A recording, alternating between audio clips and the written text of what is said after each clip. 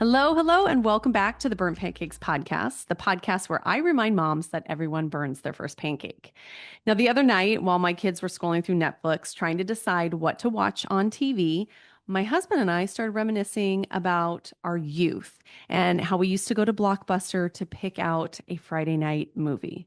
We were telling our kids that they'll never know the joy of browsing the aisles to pick out a VHS tape and how exciting it was to see the new releases on the shelf.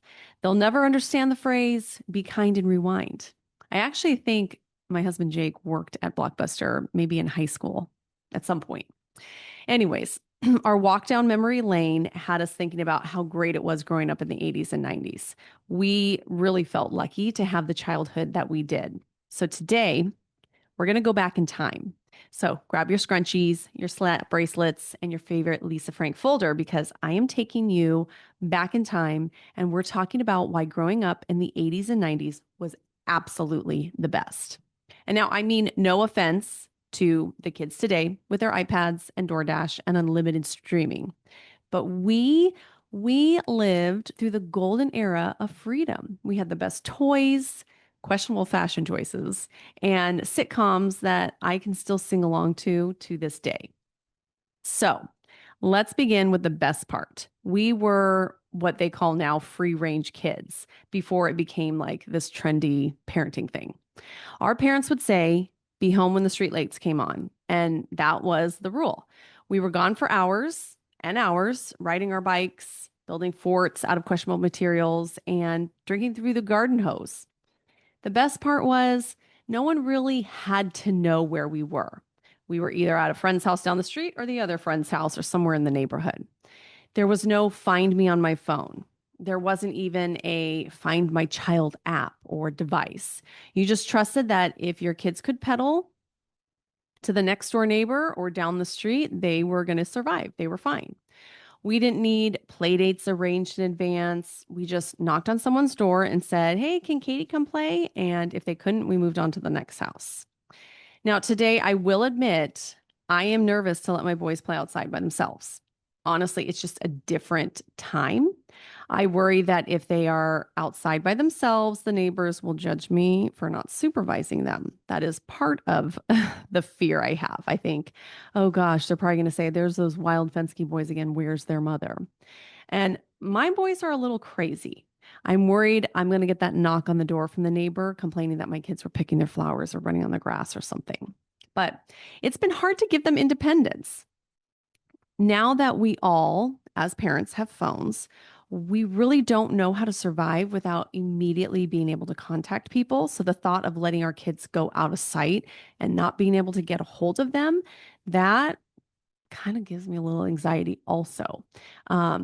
It's not how we were raised, but it is a little bit harder to watch them go off and not know how to get a hold of them because that's so what we are used to in today's world. Now, speaking of play, I used to spend hours playing in my playhouse. I would play house, or I would be in my bedroom playing school. I would play with my sister or just by myself for hours.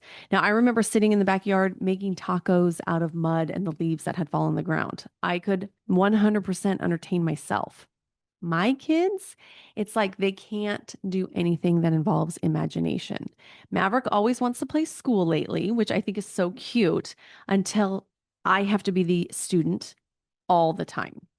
I keep telling him, like, I'm trying to fold the laundry here. Why don't you play with your imaginary friends or your imaginary students? Just pretend like they're real people. And he just like, no, he needs someone engaging with him. So I think that is also, I don't know if it's my fault, if it's just today's generation, but kids just don't know how to play and be kids anymore. Okay, moving on. Let's talk about the shows from the 80s and 90s. We can all agree that the 80s and 90s had the best sitcoms. We lived for TGIF.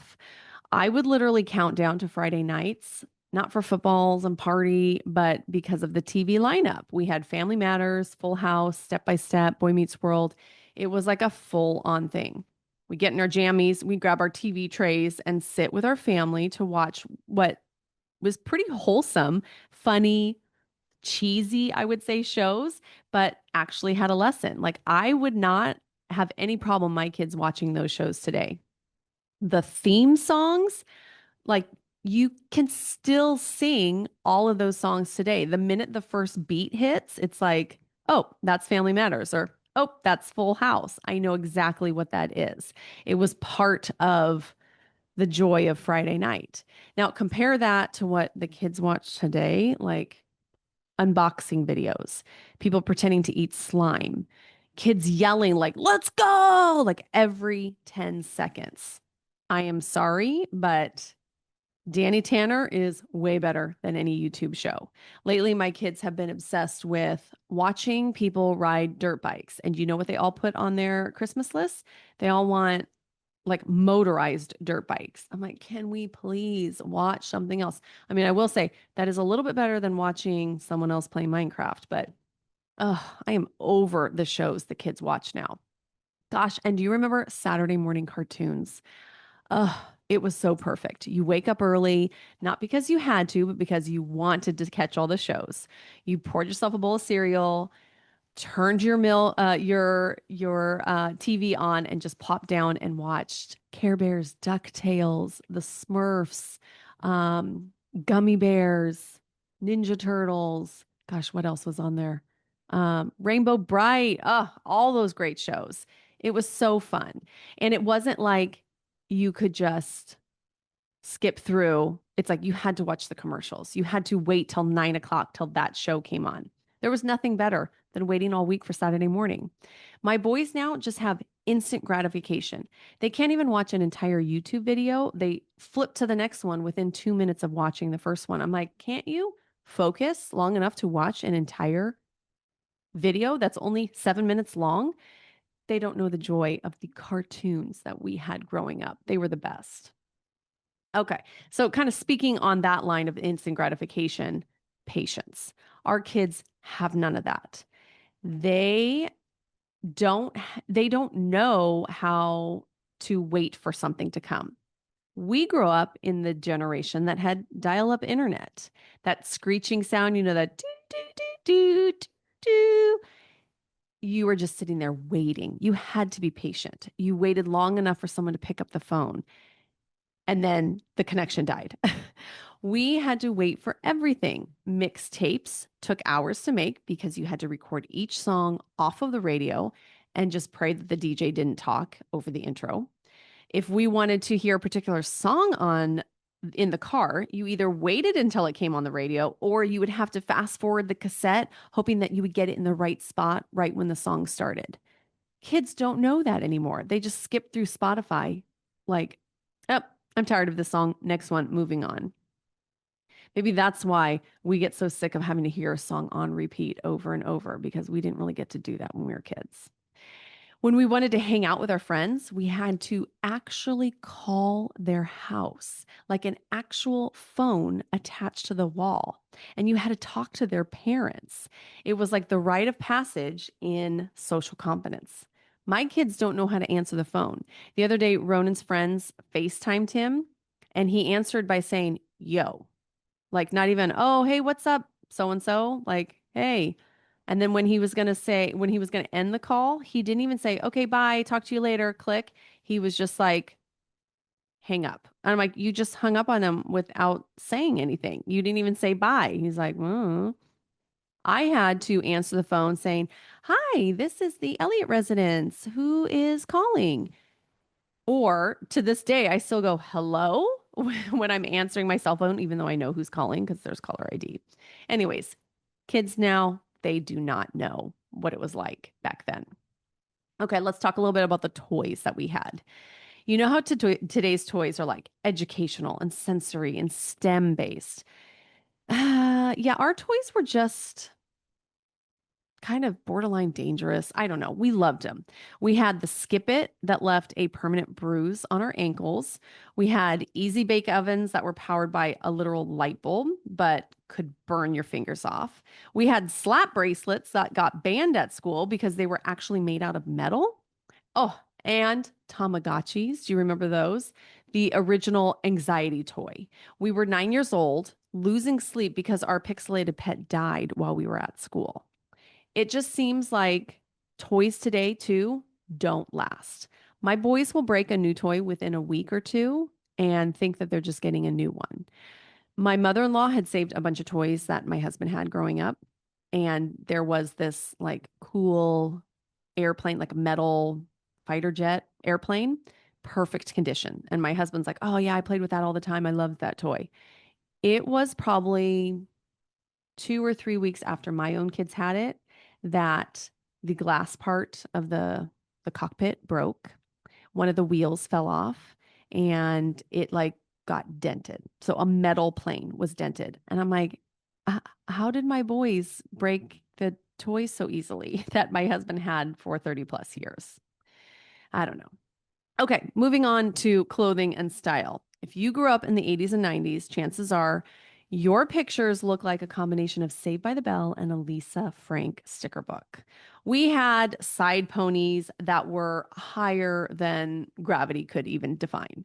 We wore windbreakers and neon clothes. We were the first to rock the fanny pack. I mean, when I saw it coming back, I'm like, oh yeah, like I had these in elementary school. Okay. And don't even pretend you didn't cut your jeans and think you looked amazing.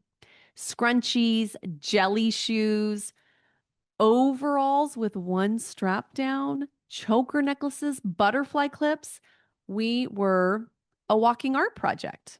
We didn't need TikTok filters. We had glitter pens and tons of confidence to pull off those clothings. Oh, and let's talk about Halloween costumes. These were chosen months in advance, and I can still picture my mom sitting down at the dining room table with the sewing machine, putting the finishing touches on my homemade costume. Now we just browse Amazon, let the kids choose something, deliver it to our house. The costume probably rips while they're trying it on before Halloween even starts. But I need to give big props to my mom because I don't think I'd ever be able to sew a handmade costume. And I mean, it was the best. I loved picking it out, going to probably Joann's, picking out the fabric. It was the best. So big props to her because that is something I cannot do for my kids. Now, I think if we take everything we got from our childhood, and now a lot of us are moms, I think this is why so many of us moms now crave that same vibe for our kids. We remember what it felt like just being kids in the 80s and 90s. So maybe that's why we're the moms who say, go outside and figure something out, go play. Or we try to limit screens or have like no plan days where like you're just going to get bored because we know as kids that's how we survived. Like my husband was saying the other day, he's like, I remember spending hours playing. He said he played drug bust with his friends. He was like, we would pretend to be cops breaking into people's houses and arresting people. So like, cops and robbers, whatever. But he's like, we would even like have the garage door partially open and pretend to roll under it. Or there was like a window in someone's garage that was open. So they jump through the windows. I'm like, I tell my kids to go outside and play and they like lose their mind. It takes them probably 20 minutes to even just get over like, oh, we can't, there's nothing to do until they finally figure out something to play. We as moms, we remember how great that childhood is. And we want our kids to have the same kind of childhood where the best memories weren't on devices. They were made from real life, grass stained knees, dirty hands, laughing all afternoon with our friends until the sun went down. Because growing up in the 80s and 90s, it wasn't perfect, but it was real and it was fun and we just felt free. And that's what we want for our kids also. All right, that's it for today's conversation. If you're feeling extra nostalgic, go dig out a CD collection, make yourself a bowl of cereal, and go watch an episode of Full House. If this episode brought you back to some great memories, I would love for you to share them with me. What was the best part of growing up in the 80s and 90s for you? Let me know, send me an email, leave me a comment on my YouTube channel, or go DM me on Instagram because I'd love to hear from my fellow millennial moms what you thought the best part of growing up in the 80s and 90s are. And if you haven't already, make sure that you're following the podcast and leave a review because it helps other 90s kids turned moms find people just like them. Remember, we might not have been raised in the digital age, but deep down, we're still those 90s kids with big dreams, really bad bangs. Oh gosh, that was me. And a love for just simple life. And sometimes we want to just bring that back to our families. All right, until next week's conversation, I want to remind you that everyone burns their first pancake, so just keep flipping.